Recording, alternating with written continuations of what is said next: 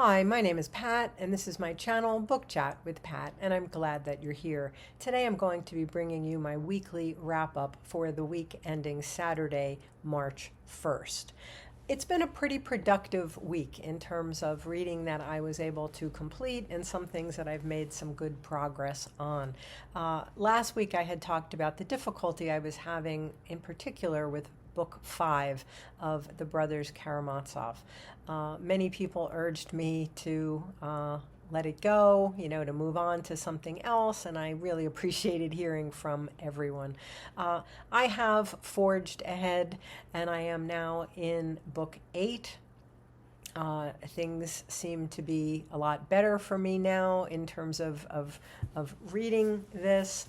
I'm more than halfway done, and so I think I'm probably here for the long haul. This is a book that I'm reading with the Ulysses Six, who are now the brothers and sisters Karamazov, and we've added a couple of people to our numbers, and we're talking about this on Greg at Another Bibliophile Reads on his Discord channel. But note to self, February is not an easy month for me. It's not an easy month for a lot of people, but it's a dark time for me. And I need to remember this, next year. No big, dark, gloomy novels next February. The Panero project is continuing. We are about 2/3 of the way now through Betty Boo, which is the 6th novel that we've read in this project. This is a novel where a group of journalists and a writer, a novelist, are exploring the murder in a gated community in Buenos Aires. All of these writers are sort of gathering, a couple of people writing for the newspaper and one crime writer novelist are all kind of investigating what happened to this very wealthy man who was found murdered in his own home. We have only one book to go in the Pineiro project after this. We will be reading our 7th novel in translation, and that we will be reading in the latter part of March. We should be finishing Betty Boo in the coming week, and then we'll move on to A Little Luck, and that's the 7th and final novel in translation that the Pineiro project will be reading and talking about together. Later today, I will be participating in a live stream discussion of Clifford D. Simak's Cosmic Engineers. This is a book that I read with the Pig and Whistle Clifford D. Simak Reading Group 2025, and this was our February pick. I had finished this last week. I talked about this in last week's wrap-up, and the live stream will be later today on Sean D. Standfast's channel. I have been reading for comfort at night the Travis Baldree books. I had finished some time ago Legends and Lattes, and this past month, in February, I've been reading Bookshops and Bonedust, and I just finished this week. This is my late night, before I go to sleep reading, and I just loved this little series. This is described, I think I've said this in another video, as high fantasy, first loves, and second-hand books. What's not to love? I've just been kind of experimenting a little bit with fantasy these past 2 months or so, and I'm just excuse me, I'm having a lot of fun. So I'm looking for my next light fantasy read. Okay, I have also been reading Oliver Sacks' The Man Who Mistook His Wife for a Hat and Other Clinical Tales. This was the pick for January and February for Gareth's new book club. It's a bi-monthly book club called Belief and Behavior Book Club. Bi-monthly Belief and Behavior Book Club. And Gareth is going to be hosting a live stream on Sunday, March 2nd, where this is the book that will be discussed. I had read this a long time ago, like, maybe 25 years ago, a really long time ago. So it felt like, the first case in it was very familiar to me, but a lot of the other ones, it felt like it was the first time that I was reading them. And this is a collection of case studies, and some of them are really not even full case studies. They're just kind of vignettes, but studies of people with a variety of neurological disorders. So it's been an interesting read, and I'm looking forward to the discussion of this. In talking about fantasy, I've been reading with my friend Alan at Big Hard Books and Classics. We decided to read Robin Hobb's Assassin's Apprentice. I think some other booktubers read this earlier in the month, and we kind of were late to the party, late to finding out about it, but we decided to give it a read ourselves. Now, this is the first, this is book one in a trilogy, and then I think there are series after that that even deal with some of the same characters, I think. But I've been really enjoying this so far as well, and this has come highly recommended by some viewers, subscribers, and some other booktubers as well. I am proud to say that I was able this past week to finish Mary Beard's SPQR, A History of Ancient Rome. This is a book that I had been reading throughout January and February for quarter one of Historathon, which I'm participating in for the first time.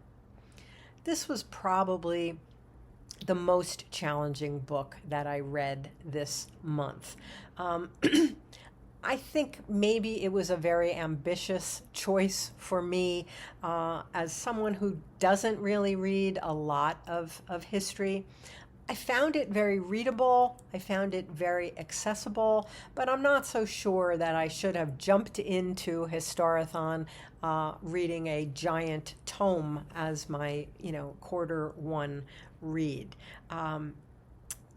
But I was really captivated by this, and I think I'm going to read the next book that Mary Beard wrote about Rome, Emperor of Rome. I think what I found most interesting about what Mary Beard is doing here is that, in addition to talking about the big historical events and all of the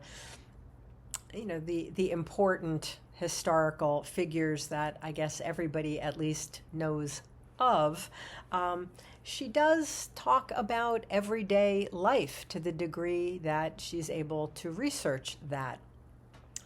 She talks about regular people, and she talks about women as well. I do want to read the Emperor of Rome book because I think that would be a good book for Robert G., reader of books, for his event on reading about the various emperors of Rome. But again, I'm approaching it with a little bit of hesitation. This was not a quick read. but I am really glad that I read this, and I definitely think it's good that I read this before trying the next one. The book starts by going over the legendary and mythological beginnings of Rome, that we probably all know or, have learned somewhere along the line. She goes back to the 8th century BC, and she continues through the next, I think it's about 1,000 years that she covers in this book. But it's organized more thematically than it is chronologically. That was fine by me. I was very comfortable with that style. I wonder if people who read a lot of history, a lot more history certainly than I do, I wonder if they prefer a more chronological approach. I have no idea. That was just something I wondered about as I was reading this. But she traces the development of Rome from, the early days of these clashing, warring kings or chiefs, through the major, through Rome becoming, the major world power. And she certainly describes a lot of the armed conflict that takes place all over the world.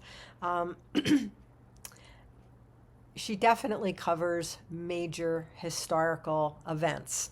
The Punic Wars, the murder of Julius Caesar, the life of Cicero, all things that I guess people who study ancient Roman history would expect.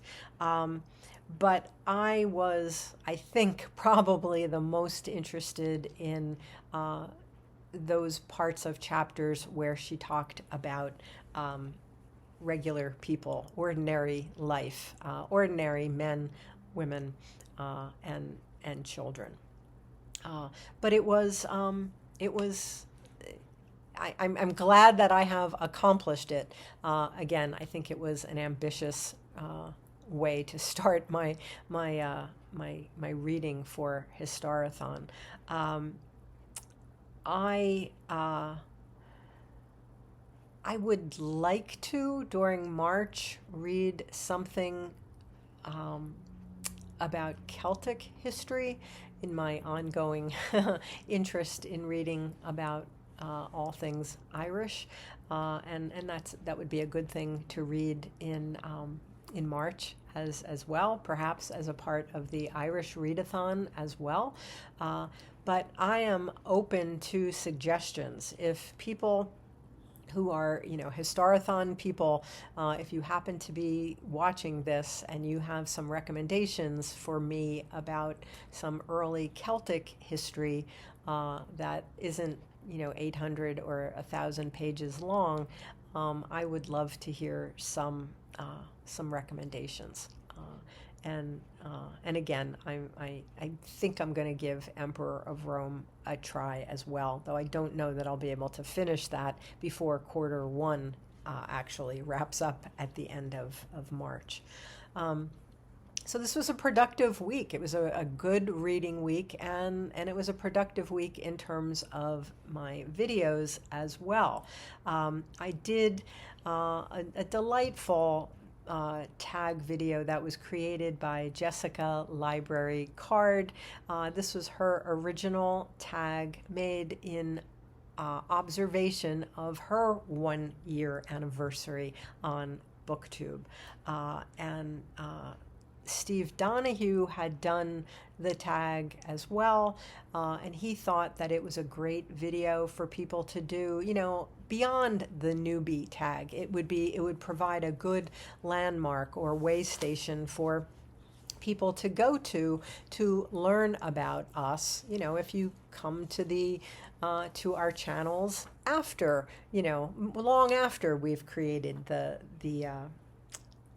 newbie tag. So I had a lot of fun doing Jessica's tag, and again, Jess, congratulations and happy first BookTube anniversary. I also did the quick to judge tag, where I read the opening paragraphs of 5 books, and then based on those opening paragraphs decided on a book to move to my TBR for the upcoming month. And that's an older tag that's been around for a long time, but it has been revived by Jess at Jess Book Girl TV, and thank you, Jess, for including me in that. I've spent the month of February devoting my Poetry Thursday episodes to African American poets in honor of Black History Month. I did videos on Nikki Giovanni, on Langston Hughes, on Amanda Gorman, and this week I focused on the inaugural poet Elizabeth Alexander, and she was the poet for the inauguration of President Barack Obama in 2009. So, and then I also did a video on my reading plans for the month of March.